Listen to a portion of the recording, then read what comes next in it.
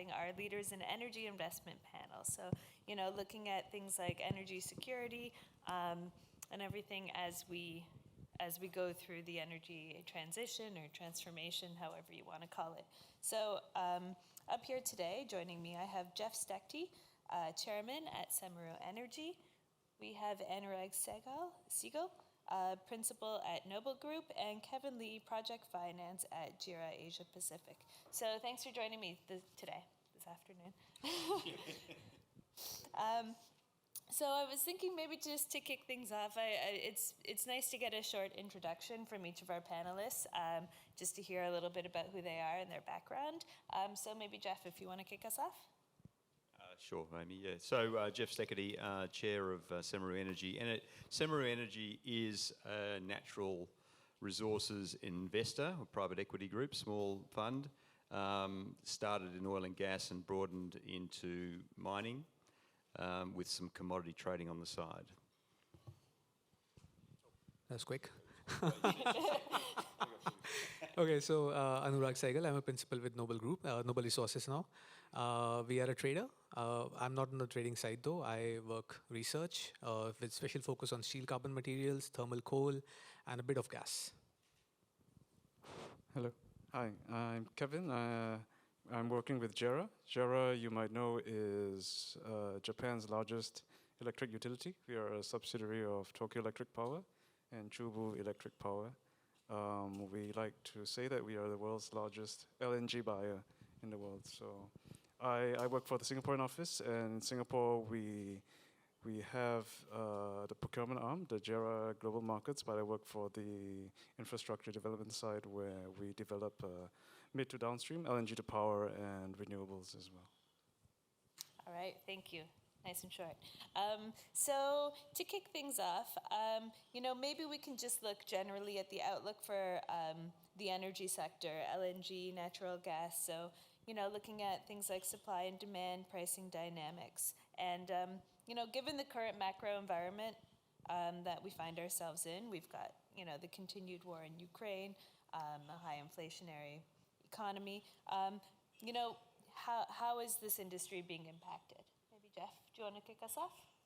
I can. I think I've got an LNG expert sitting here on my left, but I'm an oil and gas bull. So I feel that the hydrocarbon space is going to be quite active even as we go through to 2050 net zero. And in particular, gas as a transition fuel is going to be in demand. I think demand's only going to increase, particularly in the next sort of 10 to 15 years. Beyond that, really hard to tell. But what I'm sort of picking up a little bit is that the LNG investors, where they make their money, and I'm going to always sort of probably bring this back to an investment thesis because that's sort of who I am or where I've come from. The LNG investors need to work out how they get their returns beyond that. And LNG is a long game. It's also a game that makes money through scale. So if you're going to make the investments to add the capacity that you need to service the demand in the next sort of decade, 15 years, beyond that, if you're seeing gas peak as we start to add more renewables to the mix, then do gas, and this is my question really, and I've got this, I can't answer this yet, but do LNG investors take a different path? And one of the paths they can take is moving more into the ammonia space. So you've got the ability to invest heavily into LNG. You know you're going to make your returns, structural it's there, or as this demand for ammonia is gathering pace, and particularly blue and green ammonia, do you divert some of your capital towards that, and potentially make greater profits earlier? So your IRRs will be greater, and you haven't got that legacy infrastructure that might be gathering dust as we get past 2040, 2045.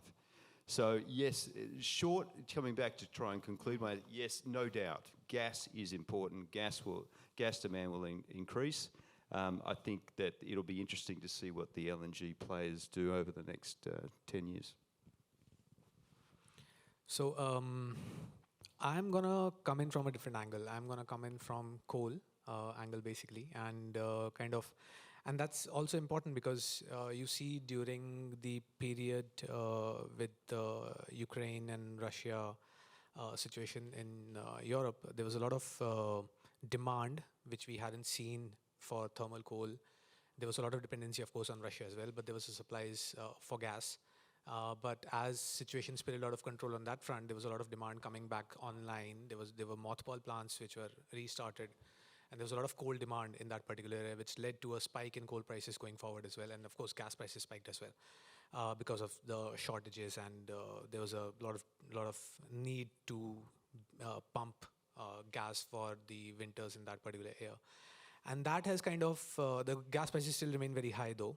They haven't kind of come back to pre-conflict level yet. Coal, on the other hand, I think has subsided a lot since then. There is, but that does not mean there is a lack of demand. Europe hasn't come back to its, and possibly will not come back to that same level of coal demand which it did during a conflict when the conflict had just started. But the rest of the world still depends a lot on coal. Although I know it's a dirty word, there's been it's not a, it's the sector, coal sector itself is not as organized as oil and gas. The other sectors are in terms of portraying a united front in terms of the need from the perspective of need for development from the developing world. It's a more democratic fuel available all across the world. The price is cheapest cost fuel which can be burned for production of energy, and the developing world does need a lot of energy to race ahead in its development agenda. There's a lot of demand coming in from China as well, continues to India, for example, Southeast Asia, everywhere, Vietnam, a lot of demand. And I think this year there's going to be one of the highest global coal consumption years that we have seen. And I don't think, and taking nothing away from gas, I think that's very important as well, and it also will continue to grow. But I think one of the key things that we wish to shut our eyes on, I think, globally, is that coal is not going anywhere. That's I think a bottom line that I wanted to make. It's the cheapest fuel. It's going to be available. We see a lot of demand from all the consumption sectors. Seaborne trade is kind of up. To a historic level, I think, as we close at the end of this year. So yeah, that among the transition discussions, it's very important to have an understanding of what role coal plays and how important it is to actually think about how investment in alternative fuels is shaping up or will likely shape up going forward. Yeah, my opening comments, I think, yeah. Thanks. Interesting perspectives from the two panelists next to me. Well, from JERA's perspective, and maybe I'll provide more of an Asian-focused perspective since we are here in Singapore. Of course, in emerging Asia, we see the long-term demand for LNG growing up to 2040 and even beyond, right? I think the question was posed, what happens long-term to LNG, right? And then the question is whether there's a role for ammonia and hydrogen. And I think that really depends what happens to coal. Because I think, like it or not, Asia is still steeply entrenched in coal, right? Because it's the most affordable, but it is clearly the most polluting. And I mean, Asian economies need to do something about it, right? And fortunately, in recent times, they've been getting help from developed countries in terms of the Just Energy Transition Partnership, right? We've seen these attempts to work together with the most coal-entrenched economies like Vietnam, Indonesia, Philippines, and I guess in India as well is one of the most. And in developed markets, potentially in the longer term, by let's say 2040, potentially demand for LNG could taper off. And certainly, for example, in Japan, LNG demand has already kind of stabilized and tapered off. We don't see it growing, and that's partly because of the population decline, and also partly because we see in developed markets renewables the scope for renewables to grow and fill in the energy needs. The scope over the next 20 years is there, but at the same time, that creates an opportunity for LNG, for example, to be diverted from, let's say, American markets, for example, to, let's say, to the emerging Asia, where the need for LNG will probably grow when things start to get serious with respect to the scaling down of coal, right? Yeah, definitely in Asia we see a very strong future for LNG, and well, that's the entire business of JERA here in Asia, in Singapore. Yeah. Just a note to the audience, we will take questions throughout, so if you do have a question at any point, please just put up your hand and we'll get a microphone over to you. Does any of our panelists? Just on the ammonia side, I think that's a very valid point in terms of having similar kind of infrastructure, and we have, with respect to fertilizer industry, an experience. A lot of people have a lot of experience in handling ammonia for fertilizer industry, for example, and that could potentially kind of account, because of that experience, for an investment in ammonia in addition to gas. However, there is, of course, that safety concern with ammonia, I think, and that's where I think.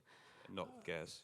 Yeah. Well, JERA is betting our future on ammonia. We are betting huge on ammonia. So in Hekinan, Hekinan is a coal plant. It's a 1 gigawatt coal plant in Japan, and we are working together with IHI, which is the boiler who made the boilers, and we are doing pilots on doing a co-firing of ammonia with in these coal plants. And I think this initiative is also being rolled out in India. I heard, the CFO Adani was mentioning that he's also running similar trials in India. So we're kind of hedging, right? We are big in LNG, of course. We're big, and then we also see longer term as the cost of green ammonia or hydrogen derivative, right? Yeah. Comes down. Then we hope to be there in a position to capitalize on that, and hopefully by that time, the technology would have evolved to a point where we can retrofit existing coal assets with significant ammonia co-firing. And then, of course, you mentioned the safety issues are very important, and well, we're kind of being the guinea pig, right, in Japan.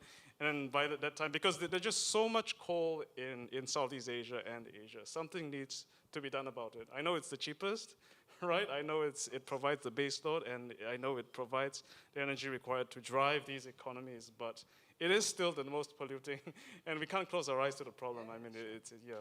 But I'm coming back to the profitability thesis and the return on investment. So if you can get shorter term returns, then those projects are going to look better compared to LNG. And the other thing that the oil companies have taken on board and are trying to get serious about is their own reductions and becoming sort of carbon neutral, which they're struggling with because they're hydrocarbon companies, right? If you take blue ammonia, which can actually use some of their carbon capture technology and combine that, then it's sort of getting it's shooting the two birds with the one stone, or hitting the two birds with the one stone. So I tend to like the thesis that some of the gas producers are going to move into this blue ammonia space. I think the green ammonia is tougher, quite a lot tougher, but blue ammonia as an adjunct to their LNG, I can see it happening. Okay, so in some of our prep discussions, the panel brought up this idea of the energy trilemma. So looking at things like security, sustainability, and affordability. So wanted to throw out the question to the panelists, like, how do we find, I suppose, the right balance here when looking at the energy space? So, how do we ensure energy security, which was a big issue, especially that came up with the war in Ukraine, but also still moving towards this transition. So, any ideas? Someone else want to go first? Okay. Well, okay. Yes. So I think the world was getting its head around this energy trilemma and trying to. I mean, if anyone's seen the triangle, right? It's the affordability and the security and sustainability, and they were trying to move where it has been, which is really very much in affordability and reliability towards the sustainability. And I think as soon as Russia effectively weaponized its gas, all bets were off. And so as soon as there's any disturbance in the world and the volatility increases, we go back to that security side. And then it drops straight in your lap with coal, right? And what did Germany do as soon as, what did they import? They didn't import more gas. I mean, it was coal, right? So it is very tough, I think, to find a balance now. In fact, I think the balance, when we look at the balance, we're not talking about the balance between those three competing indices, but rather the balance between the developed world, which has the capacity and is rich enough to be able to invest and afford to promote the renewable technologies against the developing world. And I don't know if, I mean, people maybe don't look at this often, but there's the 10% of the world is in energy poverty, essentially. Doesn't have reliable energy. So 1 in 10 people don't. And you can't expect that, and it's typically sub-Saharan Africa, but you can't put an impost on that population to say, hey, get with the general program. So the balance, I think, is that the developed countries, the rich countries, need to be pushing hard at the sustainability axis and allowing the developing countries to actually just meet their security and reliability needs first, and then we'll all get there. Fair enough, yeah. So just to complement this, actually, what does it mean in terms of markets, right? When you talk about this trilemma, security, affordability, and reliability, and what was the third one? Sustainability, yeah. So when you have the most important aspect that world wants to focus on is sustainability aspect, because that is linked to our survival in some ways, but it's very important to also have affordability, especially as Jeff mentioned, on the global south, which has people which still suffer in energy poverty, and that's where I think coal kind of fits in. But before that, the transition which was being done through renewables before the event which changed a nation's sovereign's perspective towards sustainability and tilted the balance more in the favor of energy security. Before that also they were cognizant, but it was not, it was a slightly more open world, and there were lesser pulls on the security aspect. But every sovereign state right now is very, very conscious of having to secure its raw materials, having to secure its energy raw materials, may it be nickel. There's a lot of play going on nickel because that's the future of battery raw materials, and that's the next trend in electrification and the ability to control emissions from the vehicles and battery storage, which will give renewables also a fillip for more adoption in terms of scale, right? So all of those things are seeing a big new, great chase in some ways. People are trying to secure those through whichever means possible, may it be, say, Indonesia, in Africa, wherever those minerals are, there's going to be a challenge. So that's one. The second part is the market, for example, right? So before this event, the carbon markets, for example, a regulatory asset created to subsidize the green transition through renewables was taking off. It was wide as next big thing. There was voluntary markets. There were, of course, official markets like the EU market. There were regional markets in US. There were other markets which are still being developed. I think all of this is out of the whack now. I mean, there is, of course, a regulatory market in EU which still exists, but I don't think they matter as much in the entire. Okay. They do matter, but they are not being taken into account as much as they were by industry players, I think, in my sense, as they were earlier. And there's a lot of challenge as well, because there were duplication, there were certification issues with a lot of other different kind of products in this space. So carbon credits is one thing which I think has suffered a temporary setback, which should recover at some point. But right now, I think because of the security focus, people are not, that asset class has suffered a temporary setback, right? Now, the third aspect of this in terms of the transition is, again, coming from the energy security, what people have ends up being more and more coal. Easy to kind of mine, easy to use, technology available, there's nothing. So in the transition phase, people would want to look at adding capacity on the renewable side, but also kind of doing more coal, because it already exists. The infrastructure around coal for energy already exists and is cheap, is paid up. There's no new investment required, and there's a risk in the new investment going forward. So I think a lot of stuff, discussion around these needs to be linked to the market side, and that's the key, I think, in some ways, yeah.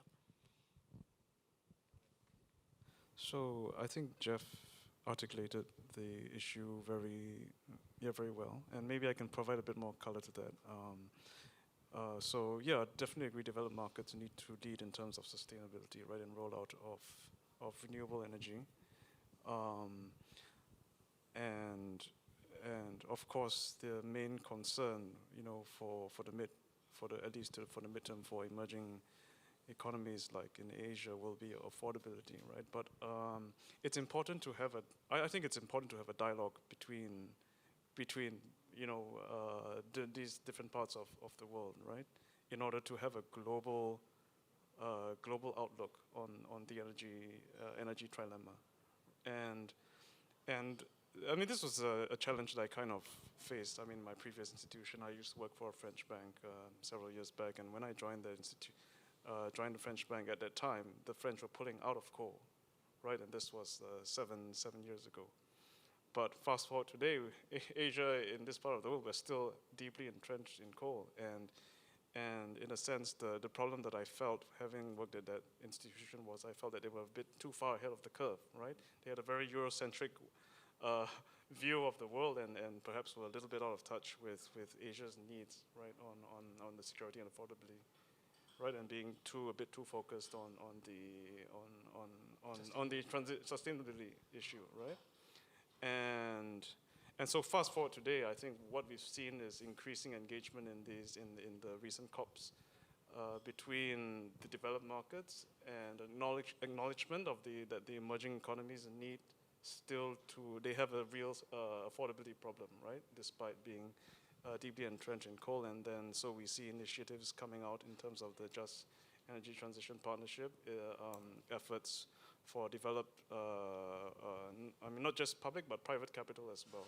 I mean, we see many big banks lining up to try to at least have some sort of dialogue, rational dialogue, because if you just force Paris Agreement and transition targets down the throats of emerging economies, then they just ignore you, right?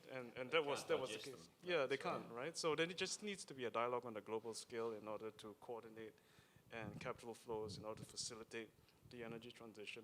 And I think we need to be realistic at the pace at which developing economies grow, and support from multilaterals as well. And I guess we can cover that in the next topic when we talk about capital and financing. Yeah, absolutely. I mean, it's interesting to hear more about kind of this, the idea of the just transition, but also, how it ties into investment into the energy space moving forward. So, I think there's a general acknowledgement that we need these kind of traditional sources of energy for the time being, but there's not, we need capital for those projects. So, where is the investment coming from? Who's investing in these types of projects right now,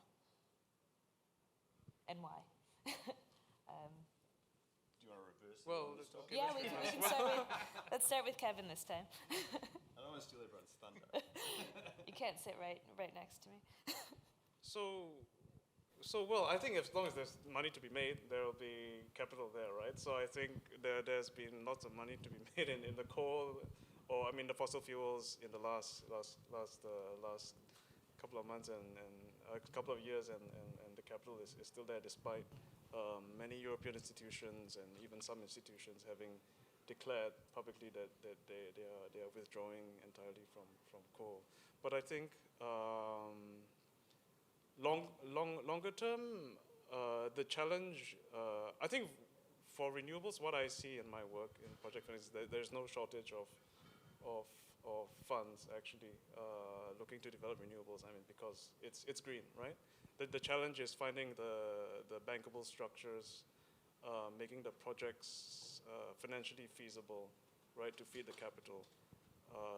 And that's a challenge. That's a recurring challenge throughout Asia, at least in the markets that I'm working with. It's having the robust commercial contractual arrangements and regulatory environment to facilitate the development of the renewables, and even more so with LNG to power, because these are extremely large-scale projects. We're talking billions of dollars here, and without multilateral support and dialogue from export credit agencies and institutions like the World Bank, for example, with the local governments, it can be very, very challenging to put together bankable frameworks. So I think the challenge is not so much where the money is coming from, because the money is there. The money is there. It's more about structuring these projects in a way that the risks can be palatable to investors, to capital, both on the equity side and on the debt side as well. Yeah. I mean, that's absolutely correct. So I'll just add a little bit more color to this. So with the European banks, they have their norms of investing of what kind of portfolio they have to maintain, and also with the investor activism in some ways, minority investment activism in some ways, where some of the instances in the past as well. Many of these investments, they have cut their investments from coal especially, but that does not mean there is no more investment available. There is national banks in some of these countries which have stepped up. There is private banks which have been incentivized by the governments in some of these countries to step up investment. And of course, as Kevin mentioned, there is money to be made over here. So these banks continue to fund capital projects in coal, and that there is also some kind of safety and security of return as well, right? Because these are not small-time projects in the sense that a life of mine could be anywhere between 20, 25, 30, 40 years, depending upon the kind of offtake and the requirement. And all of these countries in Asia typically have energy requirement, even if they, with respect to coal especially, and they have availability, they can easily mine. But there is also developing countries within this space which will need more and more coal or energy going forward. And there's an ability, if not domestic usage, they can always kind of, transfer it to somewhere else. So that, in some ways, there is no restriction in terms of capital availability and investments.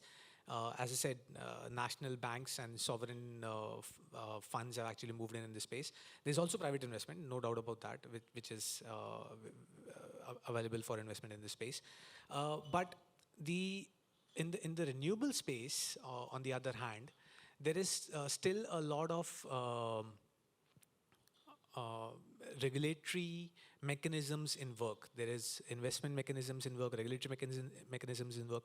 I'll give you an example. I think shipping industry, for example, has been trying to kind of zero in on a fuel for the future. There have been talks about transitioning to ammonia, for example, or gas, moving away from sulfur, the HF, the high sulfur fuel oil, etc., right? Low sulfur fuel oil. They already transferred from high sulfur to low sulfur fuel oil now. Now they are trying to look at the future. And that means that there is the shipbuilding industry has to come on board to kind of lock in on a fuel. Because if they choose a particular, for example, hydrogen also, there are factors to that as well, energy density of fuel, etc., etc. And since it's a ship, how much energy density is needed for it to be able to carry loads, profitability, even after using the new fuel source.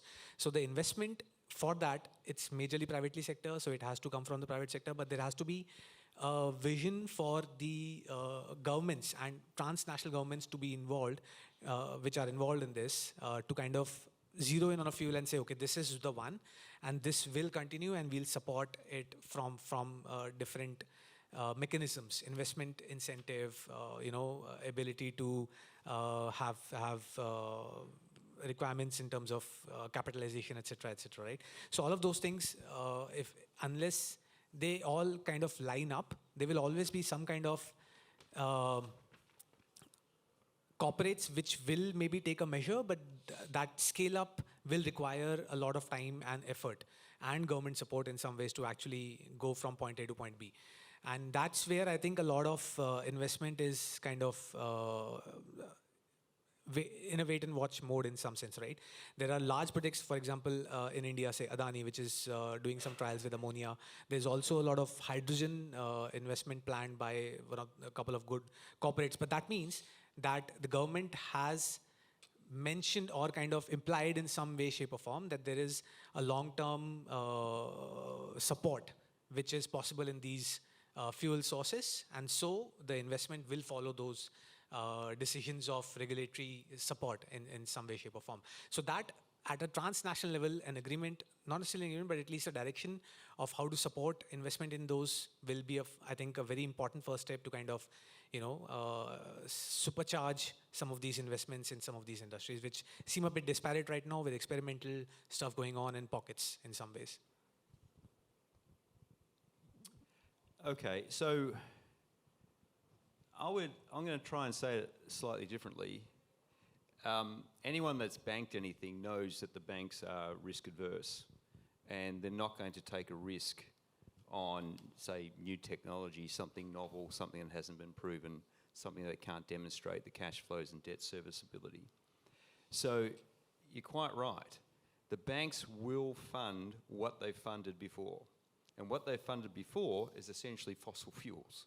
So a lot of, I can talk from the Australian perspective, a lot of agitation from banks, shareholders about funding the big four banks. We've got 4 banks in Australia funding coal developments, oil and gas developments.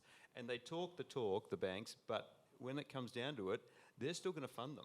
So they're appeasing the, they've got billions of dollars worth of funding coming up to keep developing oil and gas, which I think they need to do, because I don't think we're going to meet net zero by 2050. We need oil and gas and also coal.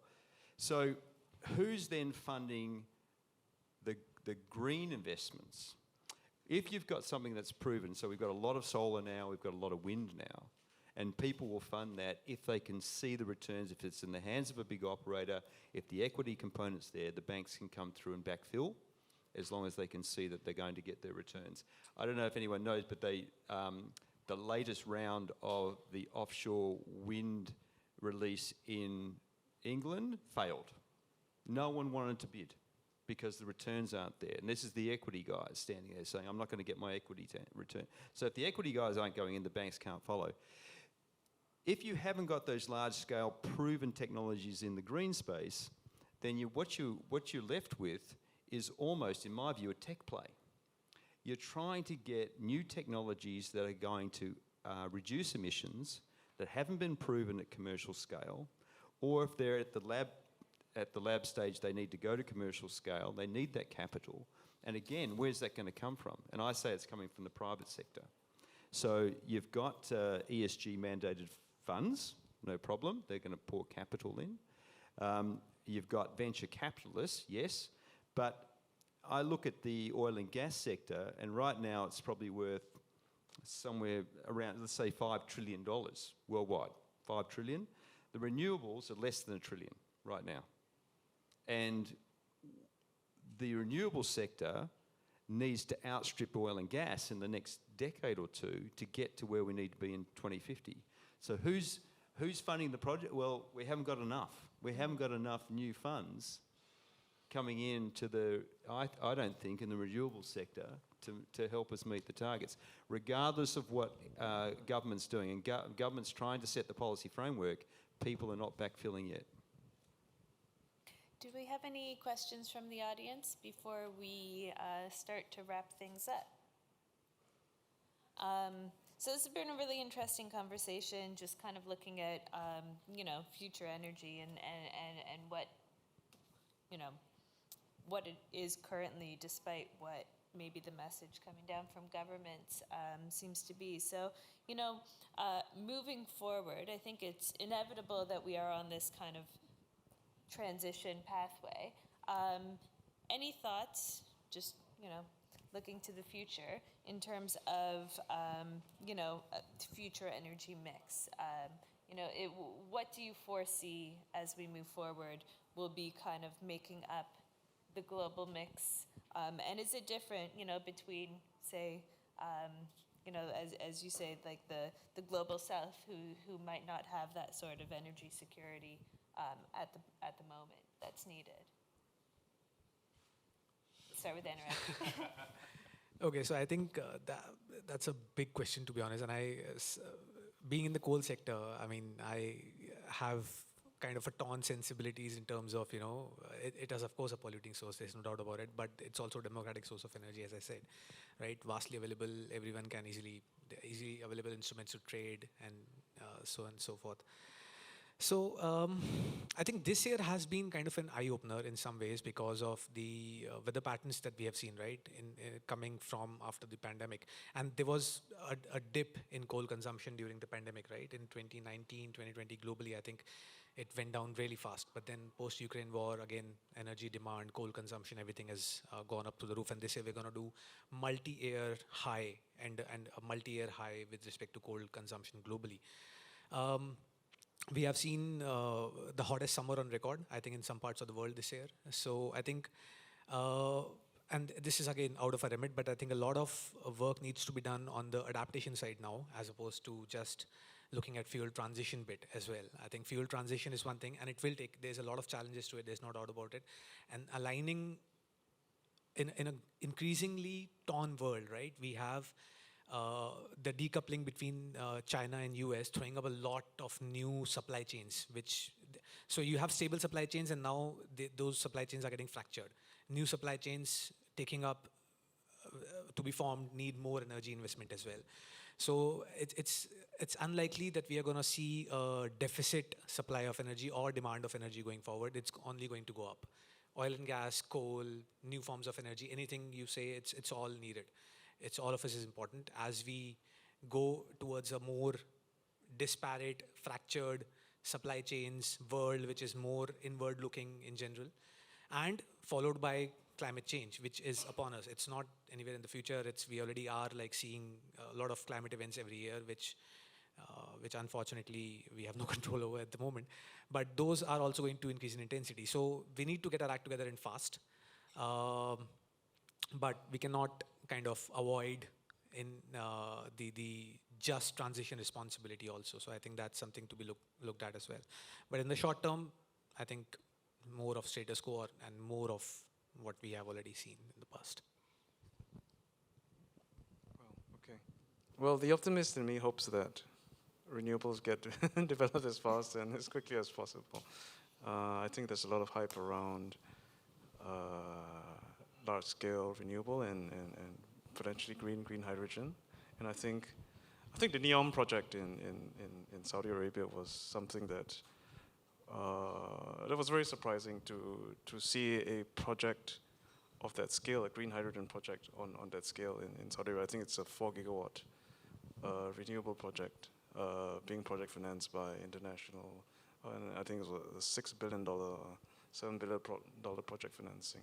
And that's a cause for optimism, right? When we hope for a future where we can combine both our sustainability needs with security, right? Because that's a solution, technical solution, in which you convert intermittent renewable power into a resource that can be utilized on demand, right? Hydrogen. Unfortunately, projects like that are probably few and far between. I mean, there are not many places in the world where you can develop that scale of renewables at that price and then find an off-taker like Air Products to take the hydrogen and utilize it. So the realist in me kind of agrees with Anurag that, yeah, I mean, likely coal is still going to dominate at least in emerging Asia, at least for the short to medium term. And finally, the capitalist in me hopes that these economies come to realization that we have to move somewhere on the energy transition, and then hopefully gas is that solution, right? That middle ground where we can develop we can mitigate carbon emissions and still provide security. And then hopefully, I mean, as the developed countries lead the way on renewables, that can free up LNG capacity for emerging Asia and make LNG more affordable for the economies coming up, so that they can at least displace some of their addiction to coal. Jeff? Yeah, so if you look forward to 2050 in the Paris Agreement, and we're supposed to be net zero, the energy mix comprises around about 30% hydrocarbons, fossil fuels, and I don't think we're going to get there. So the uptake, if you look back in history, it took us, or took the world, and this is society absorbing the implications of new technology. It took the world 50 years to accept, adopt, and make coal efficient. It took another 30, 40 years for oil. And now we're saying renewables, we need to do it in two decades or less. Sure, we haven't had the same impetus that in the past as we do now, and we haven't had the same access to technology. So we might be able to do it, but we've got to get after it. And I come back to, who's financing these things? It's got to be the private sector. So I don't think we're going to get to the 30%. I think we're going to be higher than 50. Coal's probably still going to be there. I think gas is going to have to play a part.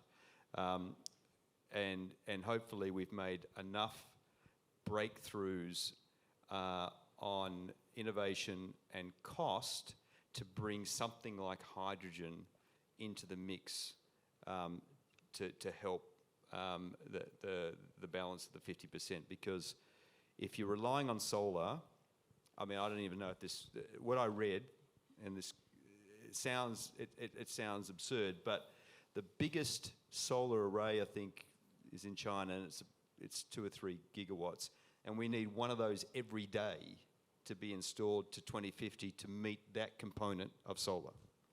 Ain't going to happen, right? So you can't rely on solar. Can you rely on wind? Well, I just told you that the UK failed. So are solar and wind going to be the answer? They're going to be a part of it, but not the answer. So you need something like hydrogen, or something we haven't had yet, to come through and really help that. Otherwise, we're not going to meet our goals. Seems like a depressing place to Yeah, end. yeah. Are there any final questions from the audience before we wrap things up? We didn't want to end on a somber note. Nuclear. Oh, yeah. What's your view on nuclear? I think nuclear plays an important role, but it's not spoken about widely. It has all of those negative connotations. It's gotten significantly more safe. It's got significantly scalable down, so you don't need the massive plants. And I think we should be seriously looking at that as a component. So one of the mix on the shipping side as well, the discussions that people are having, I think, is also about modular nuclear reactors for powering shipping industry as well, right? I think it's a very important component, should not be written off, but the problem is NIMBY again, right?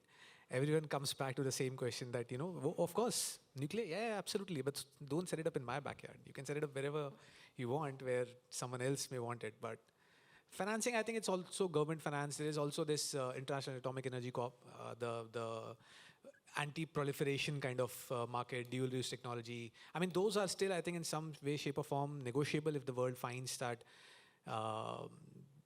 this could be a big part of the future. But I think the challenge is about the safety, as Jeff mentioned, yeah. Nuclear is actually there. It is here, and I was just chatting with my colleague who's just come from Japan last evening, and he told me, it was actually the Ukraine crisis that precipitated the reactivation of nuclear power plants in Japan, because the incentive. I mean, if not for the Ukraine crisis, JERA's long-term contracts in the U.S. would still have been fed through to Japan to feed the natural gas power plants. But because of the crisis, created that huge profit potential, and cargoes from the United States were diverted to Europe, right, to take advantage of that opportunity. And because of the price spike, energy price spike in Japan, that kind of provided the impetus to reactivate the dormant coal plants. And right now, even as we speak, there's still spare capacity. There are still nuclear plants in Japan that are waiting to be reactivated, and potentially, if some external shock happens, you could turn it on again. So actually, nuclear is actually there here, well, at least from the Japanese perspective, although it's kind of under the radar because of the political sensitivities around what happened at Fukushima and so on and so forth. Yeah.